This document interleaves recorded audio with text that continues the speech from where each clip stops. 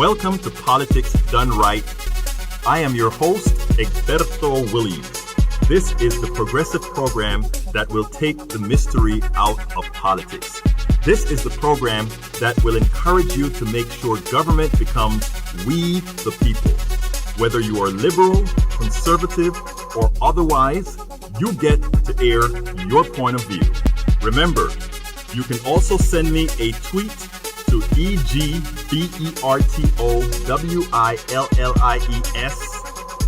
That is, at Egberto Williams. Let us engage. It is politics done right. 1, 2, 3, 4. Welcome to one more edition of Politics Done Right. I'm Egberto Williams, your host. Thank you so kindly for being a part of the show. We are going to have a great show for you today. We are going to make sure that we take care of business. So, folks, if you're just getting onto the show, please do remember what we ask you all of the times to immediately share the program. We need you to share the program to let folks know that we are around. So what do we ask you to do? Share, share, share, and more sharing. As you can see, we're trying to get all these adjustments made on the system because for some reason we don't understand. Things are not all functional. But anyhow, folks, please do go ahead and sign up for, or rather go ahead and make sure that you share this program right away. We need you to share this program right away. Anyhow, we are going to have a great show for you today. Today, it's all about narrative. And if you notice that we kind of have a color issue here, I got somebody that said, you know what, maybe we should try it with a black background because that white background leaves it kind of harsh. So we are playing with some backgrounds here, and this one isn't so clear altogether. Sometimes we get some issues with the green screen, but we'll take care of that as we go on and as we go ahead and get the show all better. But anyhow, what about that with the judge? What's the hurry? What's the rush? Anybody has any idea what the rush is all about? Anybody wants to tell me what that rush is all about? Why we have to get this all done so quickly? I am not sure why. But here's what even concerns me more. What concerns me more is that the progressives, Democrats, are not raising enough hell that says, hey, you guys had no problems when it was time to go ahead and be slow with the judge that Obama actually started with. I can't remember his name right now. But please, folks, let's go ahead and get the narrative right. Let's go ahead and start telling the way things are. Anyhow, folks, if you're just joining us, please go ahead and share the show. Share the show right now. We need you to go ahead and share the show to make sure that we can get this message out to everybody. Today's an important message, and it's going to kind of piggyback off of something that we did before. And it goes like this. We allow most of these people out here. Hi, Matthew Tiernan, welcome aboard. We allow other folks to create the narrative for us, and then we go ahead and sit down and have to defend the narrative. We have to stop that. We have to be the creators of our own narrative. We have to start remembering that we can create our own narrative, and we don't fight from a position of defensiveness. We fight from an offensive position. If we are not doing it offensively, we're already losing.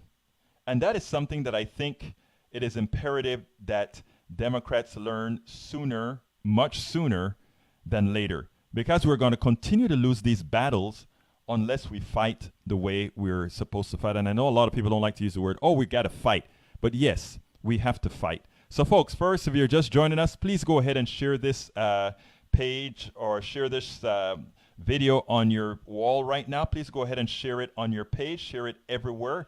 That is how we are going to make a difference. If we don't do this, we are going to be throttled. What do I mean by throttled? As it turns out, for some reason, progressive shows don't get the performance that they should. In other words, in as much as we have over 80,000 people that have liked us, those people are not going to know that we're here unless a lot of you that come on in the beginning start to share, and then they say, okay, I guess we are forced to do it. You know, I don't know what your algorithm says, I'll be frank with you. But all I know is that we've lost the hell from when this stuff started. We've noticed that the behavior has substantially changed in the way in the way the performance is. So what we also notice is unless you go out there and start sharing like crazy, meaning all of you share on your walls, etc., to bring all the folks into the fold, somehow it doesn't get there. William Bill McLeod, welcome aboard. Good afternoon, sir. Kathleen Morgan, welcome aboard.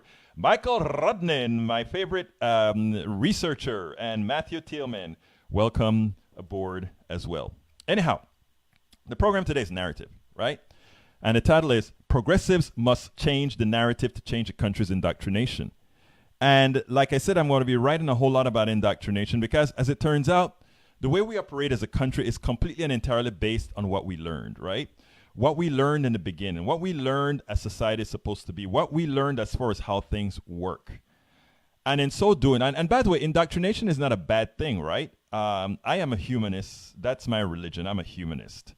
I don't go to church or anything like that. I just believe in doing right by people. I believe in doing good. But here's the kicker. I grew up a Christian, and I think the values of Christianity are great. Do unto others as you'd have them do unto you. Thou shalt not steal. Thou shalt not. All those commandments are commandments that I continue to live by. I just don't like the institution, the religious institutions, because I think personally, this is just personal, I think they're fraudulent. But that said, the morals that I grew up with were those, and I think it has served me well. So I was indoctrinated in that domain. I don't think that's a bad thing. We were indoctrinated as Americans as having the best country in the world. Is that true? Well, that's debatable. There are a lot of things we have just been told to believe, and we believe, right? We believe in our economic system is the best. How do we know that? Because somebody told us so, and somebody additionally told us that any other system is not, have you ever seen another system work? Well, if you're the most powerful country in the world, you don't allow any other systems to come about. So we are all indoctrinated into believing certain things. And we can remain that way because of narratives, right? Narratives are very, very important. You get a narrative right, you can get people to do whatever you want them to do. If you're a good person, that's great. But if you're a bad person like Jim Jones, who got almost 1,000 people killed in Guyana, that's bad.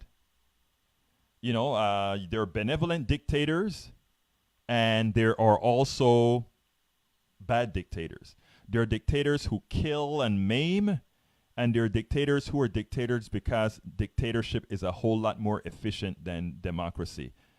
Believe it or not, dictatorship is a whole lot more efficient than democracy. And if you have a benevolent dictator, I can tell you in Panama, Omar Torrijos Herrera was our dictator, and I called him the benevolent dictator. And then we had Manuel Antonio Noriega, who was the malevolent dictator. Why do I call Torrijos the benevolent dictator? He's the one who signed the Panama Canal Treaty with Carter to give it back to the Republic of Panama.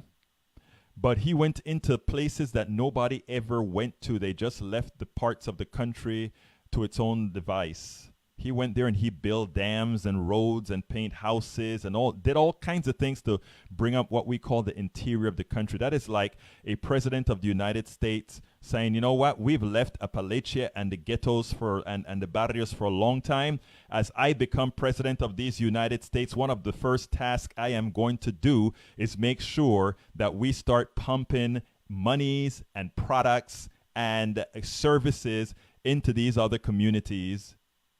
That's the benevolent dictator that we kind of had in Panama at one time.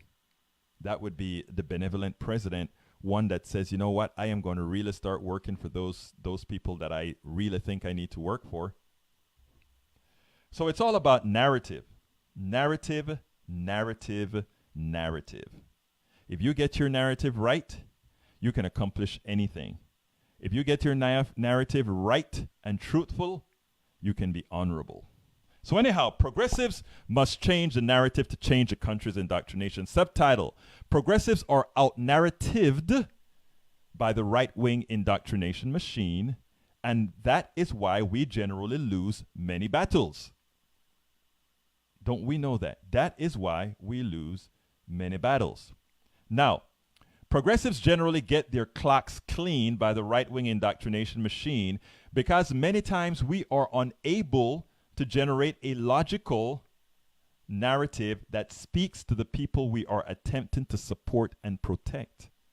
That failure has allowed citizens to vote against their own interests. They've continued to vote against their interests more so than not. Today's blog of the week tackles that subject, and it's a short blog. I hope folks call in and make some mentions of what we're talking about because I think it's an important subject, right? So, today's blog of the week tackles that subject. Later, we will look at everyday issues and attempt to build a narrative that better speaks to every American citizen. Well, today's narrative, I think I'm going to try to concentrate and leave mostly on taxes, right?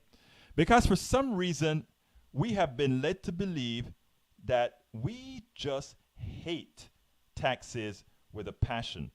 Remember when I talk about narrative? Our narrative is that taxes slows down an economy. Our narrative that an overtaxed economy loses jobs. All those things have been proven false, by the way. But that's the narrative that we hear. We hear that if the tax rate goes up, that somehow businesses do worse. And there's no evidence to that, nor from a mathematical standpoint, we can prove that wrong because of the way money works. We can prove that increased taxes do not, I mean, if you made taxes 100%, of course, it'll destroy everything, people as well.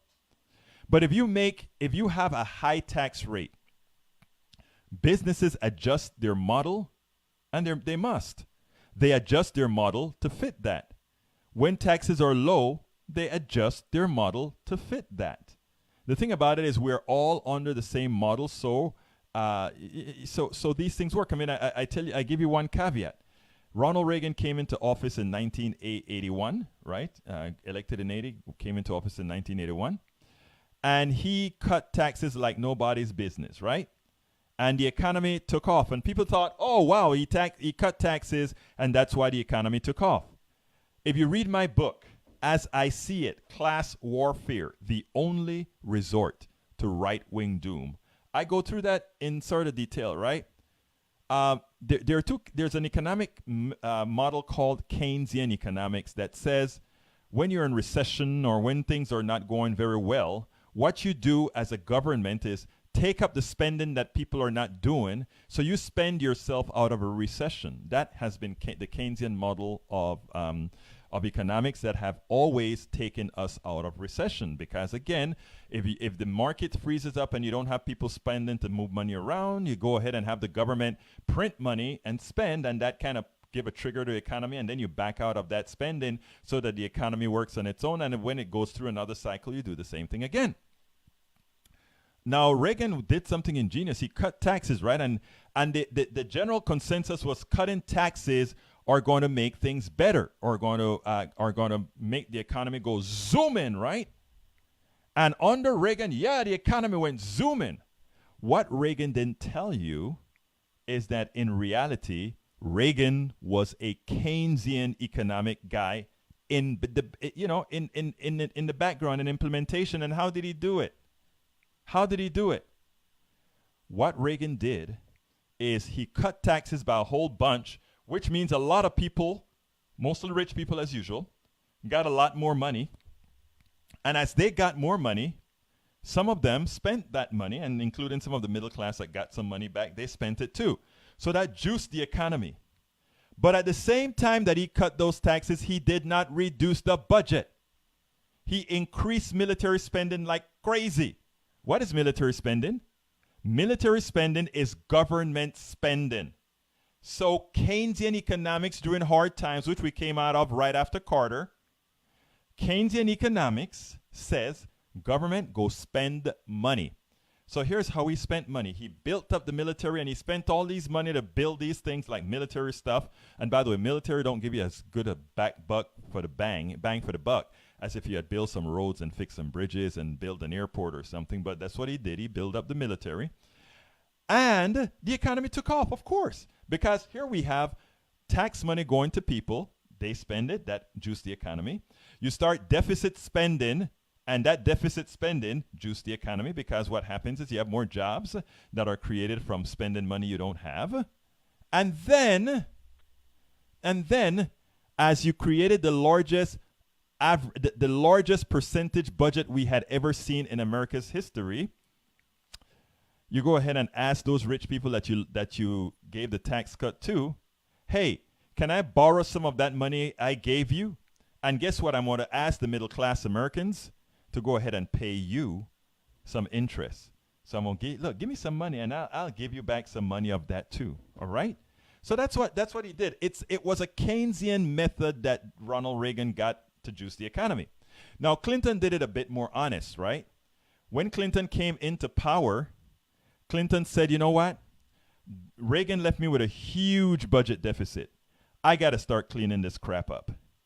And he raised taxes as soon as he got into office. Now, here's the deal.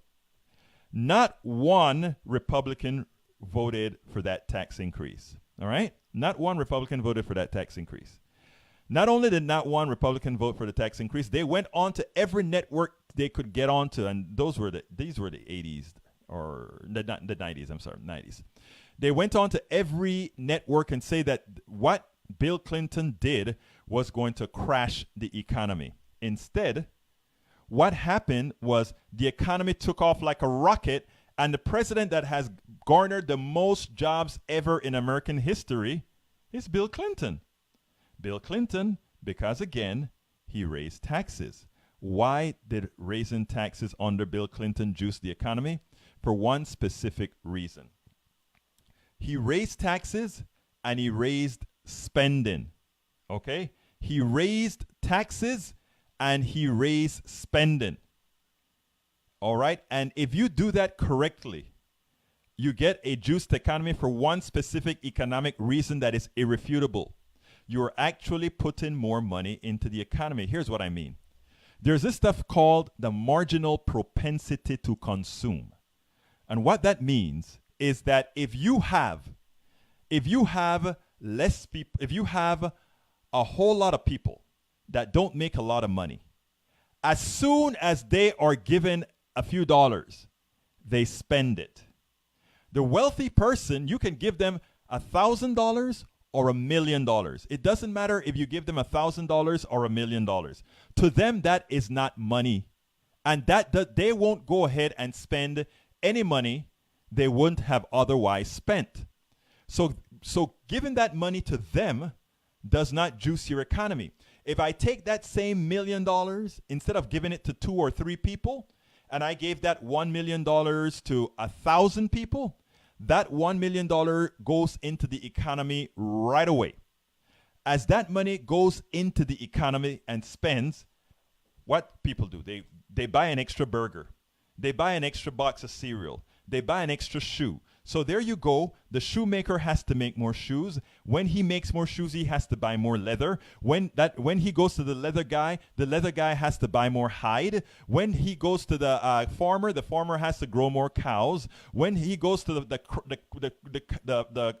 farmer, rather the cattler, has to buy more feed.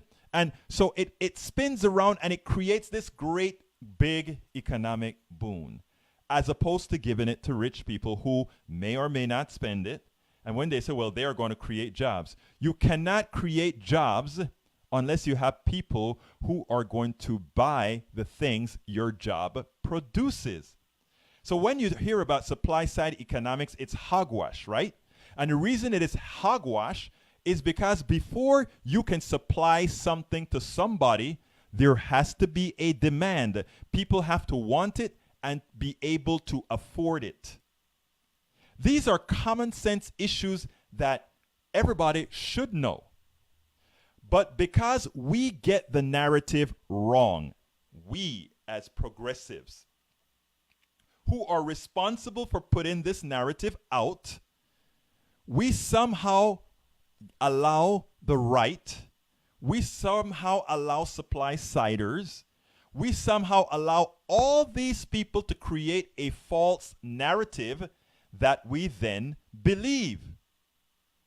And we're going to talk about the biggest one, which is Medicare for All false narrative and then I'll go on to other issues that's not written in the blog, but that I want to talk about. And of course, I'll always be listening to you guys on this thing. I have the phone on the ready now for any questions that may come up. But these are important concepts that we have not been able to get across to America at large. I mean, look, I am not saying anything that a lot of well-educated folk don't already know. The fact is that the fact that we cannot get that message across, however, is a problem. And that is what Politics Done Right and shows like this, that's the intent. That is what we need to do. That is what we want to do. Make sure that people are made aware of where things are, how they work, etc., etc., etc. So, without further ado, I think I have it here. Without further ado, you know what time it is. It's time for the weekly blog post.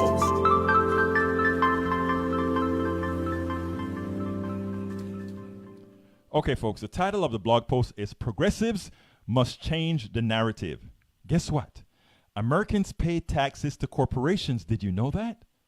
Did you know that Americans pay taxes to corporations? So whenever you hear a Republican tell you, oh, we need to stop paying all those taxes to the government.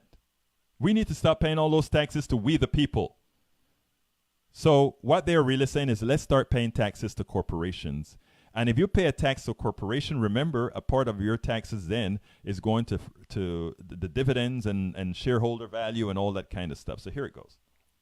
And that's where I talk about narrative, my friends. We have to have it right. They win when they say, oh, we're going to increase taxes without telling you the whole story.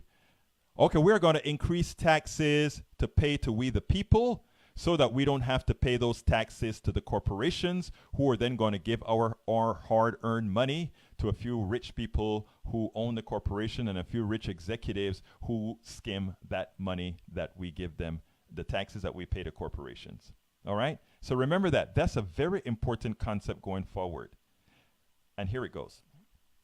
The right and blue dogs fighting against progressive programs claim taxes to the government will rise substantially, not only for the rich, but the middle class. Progressives need an epiphany. And you know what? We all have an epiphany.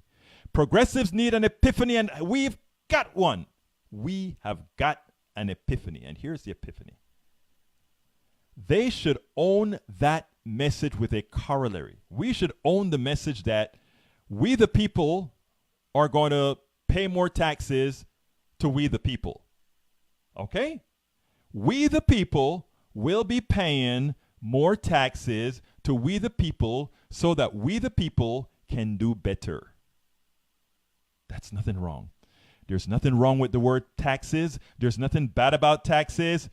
We have been indoctrinated into believing that word is bad. Taxes, bad. Wrong.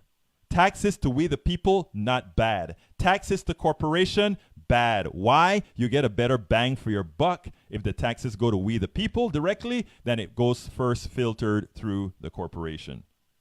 Taxes to corporations will fall more than tax increases to the government, leaving more money in one's pocket. Let me explain. So in other words, let's say we go to Medicare for all. I explained this relative to single-payer Medicare for all in the blog post title, Single-Payer Medicare for All Will Increase Taxes, but you should want that. You should want that. You should want your taxes increased for Medicaid, Medicare for all. Why should you want that? Because it'll save you money that you can actually put in your retirement, money that you can put in your savings, money that you can fix your home, money that you can do all these things with. Everyone who can afford it should have health insurance. If one can afford it and does not, and they happen to get sick or get injured, they are covered by us all. So folks can say, well, if I don't want to have health insurance, I don't need it, I don't buy it, because, again, they've been indoctrinated into thinking that insurance is a product. I buy insurance so that I can use it. No. I buy insurance so that I won't use it.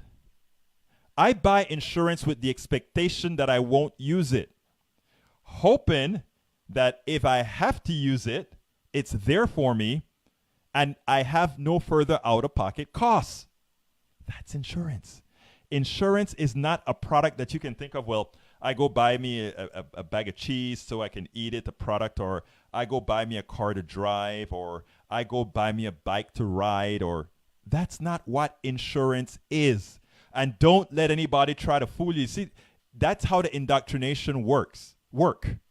They say, if why should you spend that for insurance if you're not using that?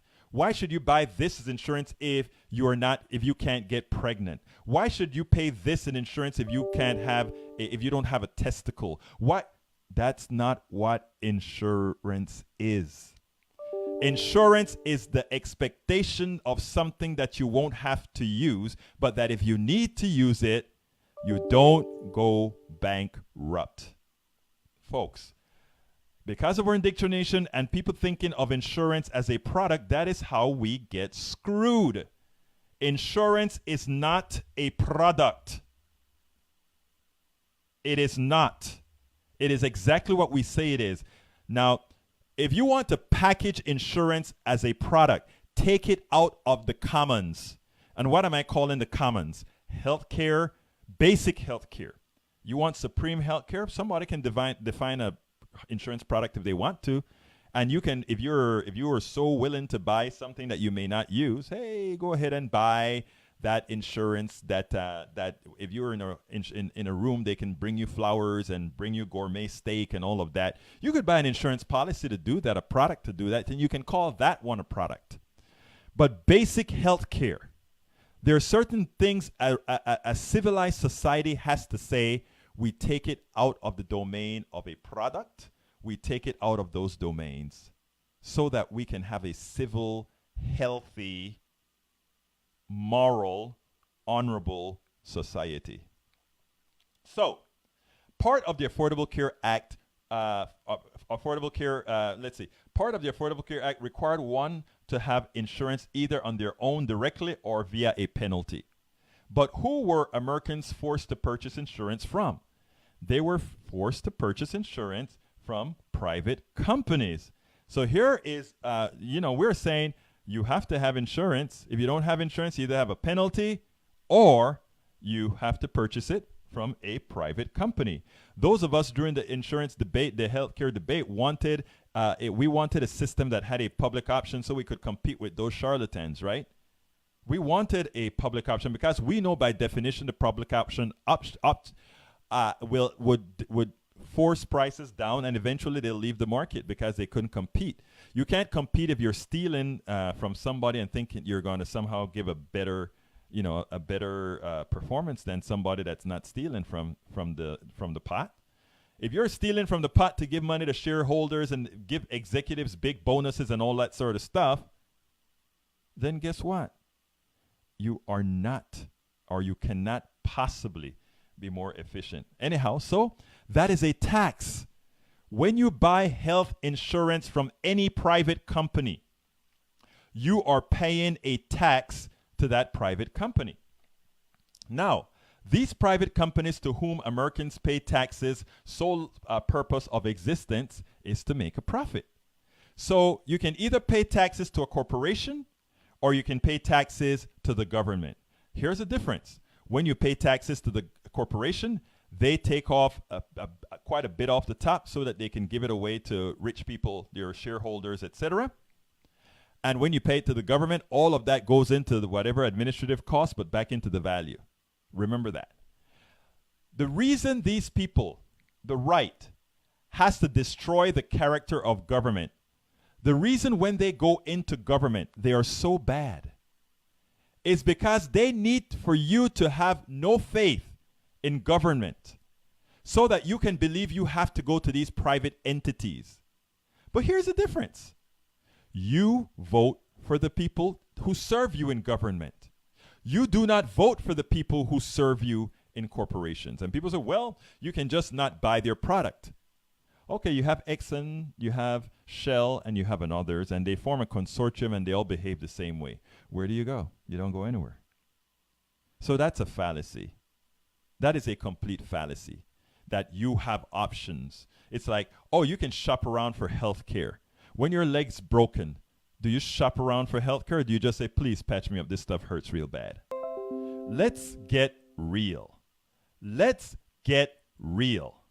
Until we start getting real, until we start saying things the way they are, we're lying to ourselves. Americans right now pay taxes to corporations. Do not let anybody tell you otherwise. Right now, we choose where we pay taxes. We either pay taxes to the government or we pay taxes to corporations. Either one or the other. For the services, now I'm not anti-corporation. I'm for making sure corporations only occupy the space where they belong. What corporations have been doing is encroaching on our spaces, our commons. There are places for corporations to be, and there are places where corporations do not belong. There are places where we should consider the commons, and there are places where we should say free we can have capitalism or whatever the ism you want to have. But you should not, you must not mix the two. Otherwise, we suffer. Now, these private companies to whom Americans pay taxes, sole purpose of existence is to make a profit. They profit by denying you coverage. If instead of paying that tax to the private company, one pays it to a single payer, we the people, the government, everyone's costs fall. Why? I explained that in the blog, and here it goes. Here is an absolute statement. This is from my blog from last week. Here's an absolute statement. If one entity is paying our medical bills, it is much more efficient than having multiple companies do it. Let's say we have 100 health insurance companies. When you add that, each company has to have its own executives, a board of director, advertising budgets, capital costs, computer equipment, accountants, risk managers, and a myriad of other expenses. It illustrates what we actually see: expensive insurance. If there is one payer that covers everything, single payer Medicare for all, then all of those duplicated costs go away. And some functions are virtually unnecessary. Who really needs a confounded risk manager if the risk is the risk of the entire country? You don't have any risk manager because the risk is, we know the risk, the country. There's no need for that. There's no need for several advertising budgets and all of that because there's no advertising needed. You're an American, you're entitled to health care, you go and get your health care. Period. Punto final. No tenemos que hablar de nada más. It's that simple, and it really is that simple. Now, private insurance companies also have shareholders. Shareholders demand dividends and ever-expanding stock appreciation at a higher rate than inflation or a higher rate than the expanding economy. That is one sentence, but that is a huge and important statement. Why is that hugely important? If the folks who own these companies, these insurance companies, demand rates of returns higher than inflation, that means your product, they like to call insurance product, right, has to grow faster than inflation. There is a caveat in there that a technicality in there that I don't want to go through right now because it'll complicate the message that I'm trying to get across. I remember what I talked to you guys about narrative. We always have to get the narrative straight. If people want more of the technicalities, we can then go ahead and discuss that at some other time. Now, that is one reason among many others why health insurance rates increase faster than inflation. This same issue applies to pharmaceutical companies who raise rates not to create better drugs, but to ensure better value for their shareholders and corporate bonuses. And do remember, most of that research that goes into creating new medicines, we pay.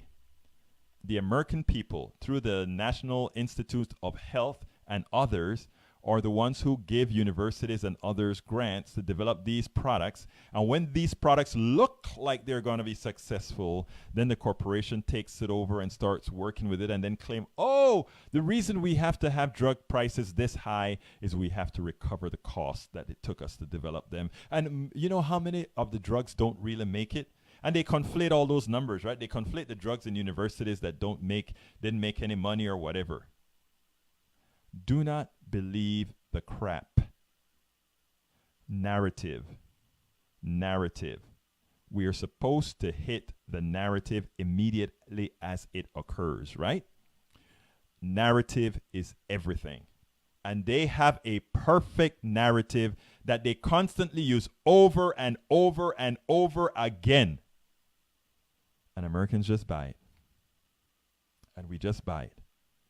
Politics Done Right, another shows. It is our job. It is our job to make sure that these narratives don't continue to fool Americans, that these narratives don't continue to make these folks, our fellow brothers and sisters, vote against their own interests. We cannot continue to allow that to happen. Lest, I mean, you know, when I tell people we're relegated to indentured servitude, many people are like, you're just exaggerating. I'm like, no, not at all. Just look at the society today. We have, in a lot of neighborhoods right now, we have several families living in the same home to share what they've got. And all of that to make a few more bucks for a few more people.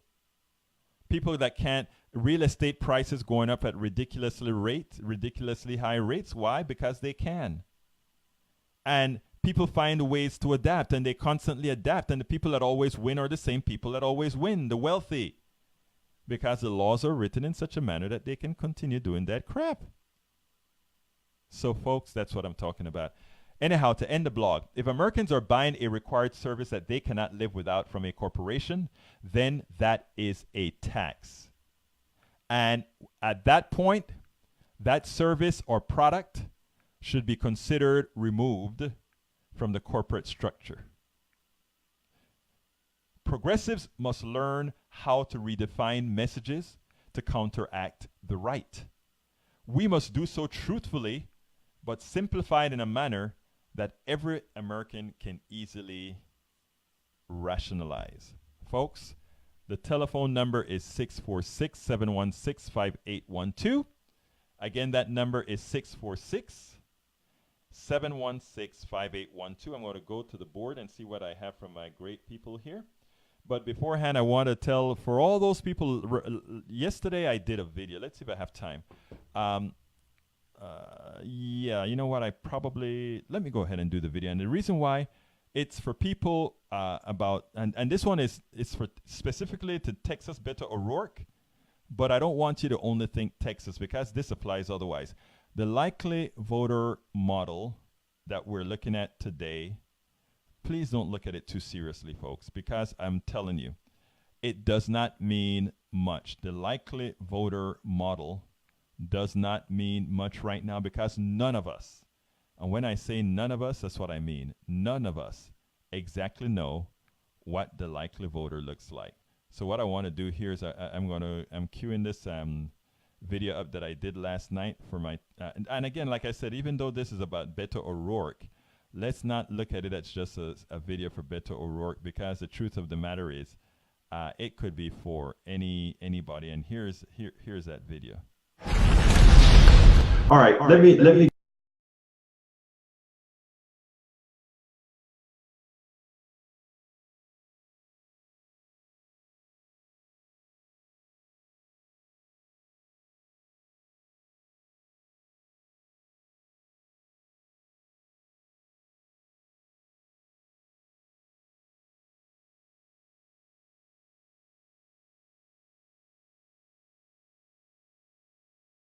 done, right? What I want to tell folks is simply, I've been going around my Facebook page, Facebook feed, Twitter, and all these things, and what I've noticed is that sort of some disillusionment in people, as if they don't want to, as if, what can we do to win this race? Let me first tell you how things happen with polls, right? The polls that we've been watching all along were what's called registered voter polls. So everybody that's registered, they poll those guys, and that's what they come up with. The truth of the matter is, in this race in Texas right now, what we should be going after are registered polls and not likely voter polls. And let me tell you why not. Nobody knows what the likely voters are going to look like. You are the ones that are going to determine what the likely voters look like, depending on the activism that we do, depending on the people that we get out. Remember, Texas is only a Republican state because most people don't vote, and it's discouraged for a people of a certain sect to vote. So if we change the makeup of the electorate, and I've never seen the amount of people in Harris County alone, I've never seen the amount of people activated going door to door and talking to folks and actually getting folks in. I can tell you right here in my very red community, I've heard a whole lot of interest, and yes, this may be empirical, a lot of interest of people voting here in Kingwood for Beto O'Rourke, the Democrat in a place like this.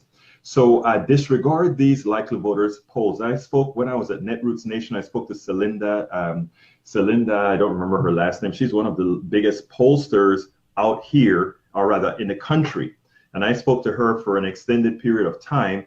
And her belief is as well that we don't know what the likely voter polls look like in the entire country. So what we could actually find ourselves with is a blowout on the left, or just a simply a no. The reality is you are the one that's going to have to go out there and make it happen, right? If we, right now, the plutocracy, there's a whole lot of fear. And the fear is not from folks like us.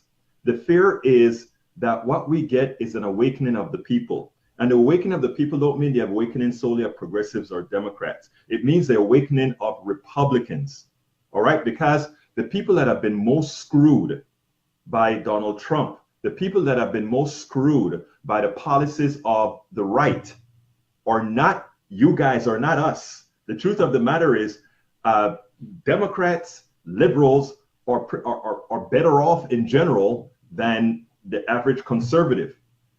So the policies being passed hurt them. It is for us to go out there and make that case. I do that every day on Politics Done Right. You should be doing it every day in your grocery store. You should be doing it every day in your church. You should be doing it every day at the coffee shops. You should be doing it every day everywhere. None of this stuff is done yet. None of this election is cooked or anywhere finished.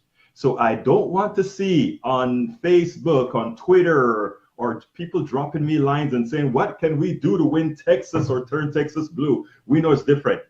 All we got to do is what you see Swing Left and Indivisible and all these guys are doing. These guys are out there in the field. Folks like me are out there on the radio trying to encourage people to do things. And people are busting their asses right now. So there is absolutely no time for November to be disillusioned. Let me tell you let me tell you a little prediction here. I think November, if we continue doing what we're doing right now, is going to be big. I think it's going to be huge. But let me tell you what's the biggest problem we're going to have. Our work is just going to begin after winning. That is when our job begins, because the plutocracy, the corporatocracy, all these guys are going to be going after all these great people that we put into office. And you know what they're going to be doing? They're going to be trying to convince those people to be the status quo, to keep us between those rails. And all the progressive stuff that we really want to get out, they're going to try to nullify that. So what I'm telling you folks is this: let's continue working and doing what we're doing. We have to get out there, get on our butts, and continue bringing these people in. And after we bring them in, that is when the work begins. Because we're going to have to, all these great Democrats and progressives that are talking nicely now, and they're talking these progressive values to us, people, we always use the phrase, we're going to have to hold them to account. No, we're not going to hold them to account. We're going to demand them to account or bring them down. So folks, stay positive, disregard the polls, and go out there and work. We go out there and work our butts off to get all these people that we know need to be elected. And after the election is over, our job is just beginning, because we are going to have to hold them to account. So I just needed to say that, because I was going crazy listening to folks on social media and elsewhere getting disillusioned as soon as this poll came out. Disregard the polls completely, because nobody knows what the model looks like. Nobody knows who is going to vote. Nobody knows. What we know is that if we do our job and we drag those people to the polls who need to vote, that Texas is not going to be purple. Texas is going to be blue. And it's not only Texas, This goes to the rest of the country. Mark my damn word. I'm telling you, there's a change in the air. They're trying to bust that change, and the plutocracy is going to try everything. And don't think it's not, some of it's not going to come from the blue dogs as well, because there's a change, and it's not only a change among Democrats. There's a change. You guys have a wonderful night, and till Politics Done Right tomorrow, we're going to talk about some stuff the Cap's been doing. I think I'm going to have a guest tomorrow, but we'll see. Anyway, guys, have a wonderful day, and let's go win it, and then hold those who win accountable, because that is how we do it. Have a great day. Okay, I hope you got all of that. I wasn't listening to it because I have a feedback issue that I have to turn that off so that you guys don't get a feedback. Anyhow, so we see what we're talking about. Anyhow, let me go ahead and start going to the thing. If you want to call in, the telephone number is 646-716-5812, 646-716-5812. All right, let's see what you're saying on the board. Okay, hello from William Bill McLeod. Hi, William Bill McLeod.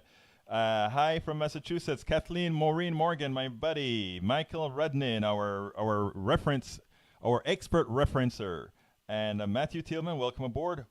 Daniel Lado has to say, oh, don't worry, Egberto, it's quite clear you are offensive. I'm offensive? You hurt my feelings, Mr. Lado. Michael Rudnin, I'm watching from a friend's place with a slow computer. He's watching with me now, so not as much research today. That's okay, man. You deserve a break, my friend. But you know, we really enjoy what you've done for us. Benevolent dictators, those are rare in the extreme. You're correct about that. But every now and then you run around and you get a benevolent dictator, and you know, just sometimes it works out that way. Ledo, LOL, is this how you view your fellow Americans? They just accept and parrot ideas they're fed? Maybe Americans believe in capitalism not just because they accept what they have been told, but do so because they can think, analyze, and experience. You cannot analyze an experience if you don't get an option to choose. You cannot analyze an experience if you don't have alternatives or not allowed to learn alternatives. You cannot analyze an or do any of this if the alternatives are brought to you as lies. So my dear friend, my brother Ledo, while in a high kind of a manner, your statement is actually true. The reality is we don't really have the appropriate conversations here in the country to make your statement absolutely true. Again, Egberto likes to assume the interests of his fellow Americans. Really? Isn't that what you do? Michael Rudnin, follow the polls. No need to assume. Michael Rudnin knows his stuff. Follow the polls. Americans are progressives. Dude, where is the link I won't follow? Not home. Not that. Thank you, Michael. He's giving you a hard time, Michael. Okay. Michael Rudnin, taxes spent on infrastructure investment improve the economy. Absolutely so.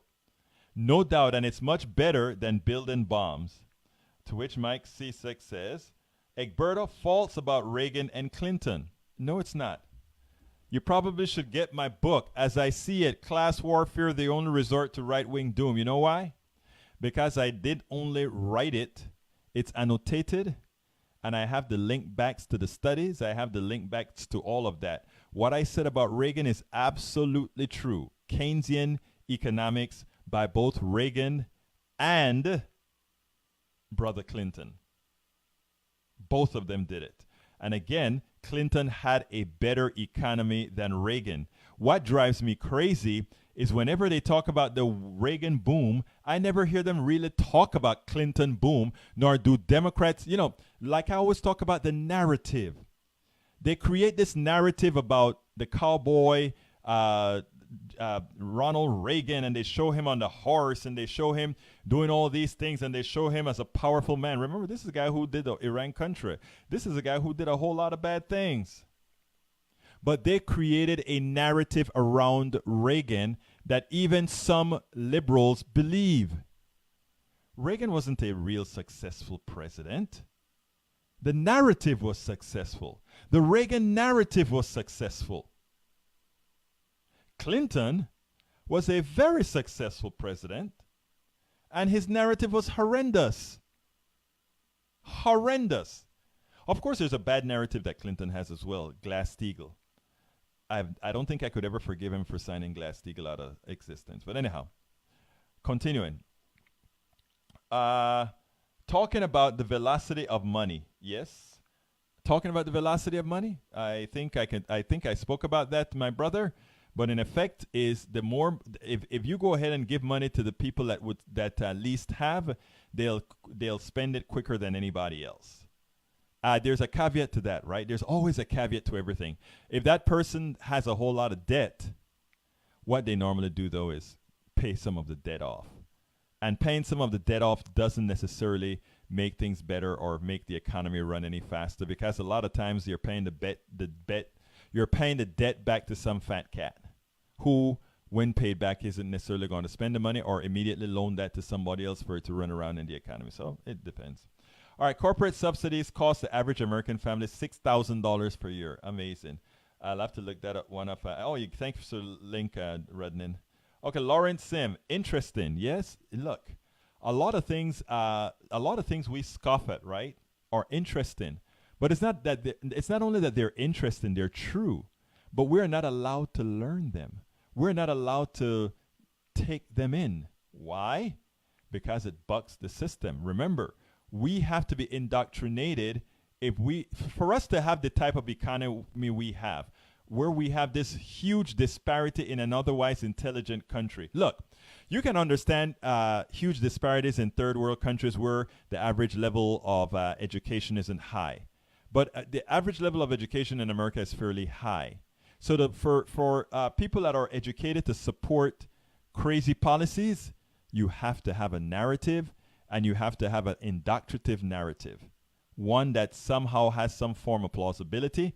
And that is what they did with the Powell Manifesto that came out, and we got the Cato Institute, we got the Heritage Foundation, and all these guys that give you quasi documents to qualify the lies that they want you to believe. They give their lies plausibility by running it through these agencies, these think tanks, right? You give it plausibility, run it through these think tanks, and okay, then Americans may buy it. They may actually go against their core beliefs to buy the crap. Okay, Michael Redden, my friend here is interested in who created insurance.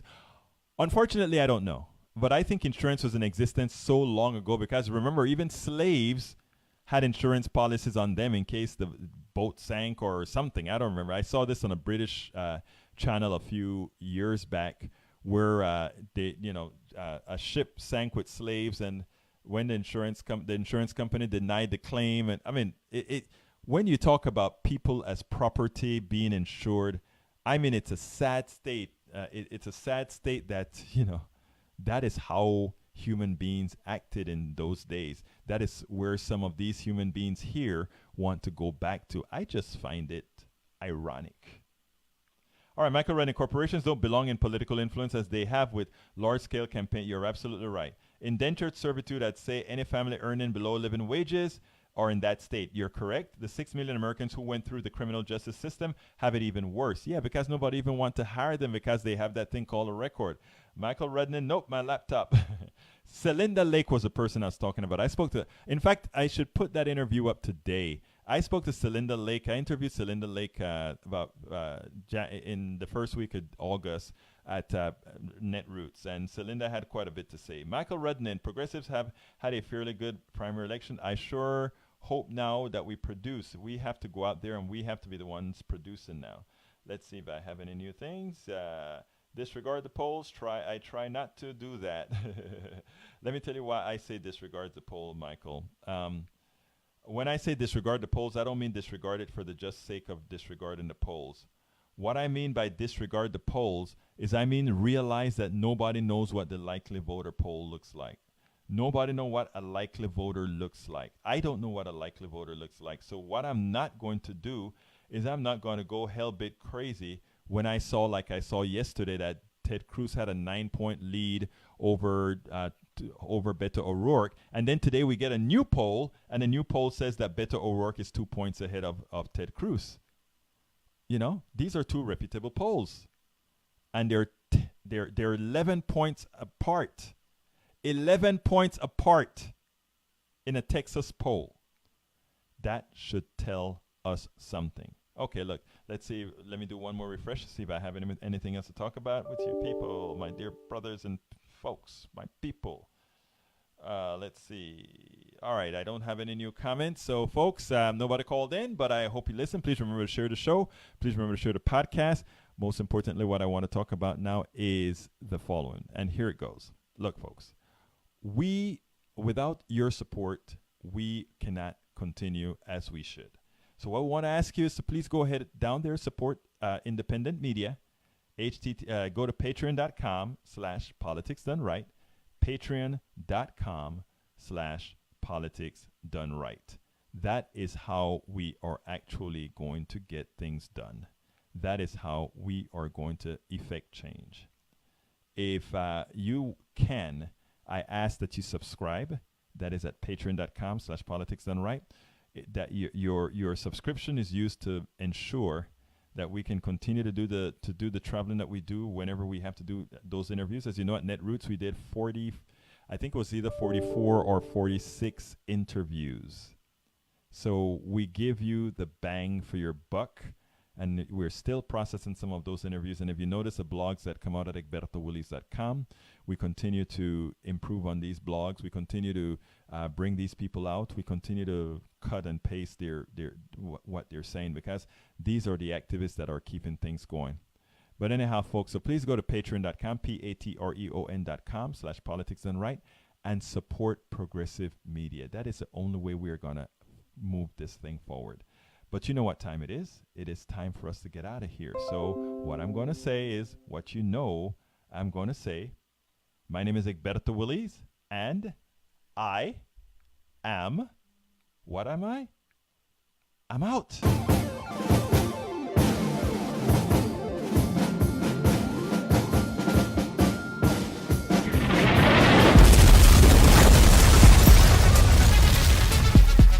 Welcome to Politics Done Right.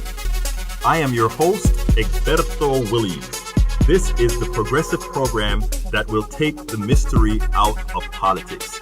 This is the program that will encourage you to make sure government becomes we the people. Whether you are liberal, conservative, or otherwise, you get to air your point of view. Remember, you can also send me a tweet to EGBERTOWILLIES. That is, at Egberto Willies. Let us engage. It is politics done right. 1, 2, 3, 4.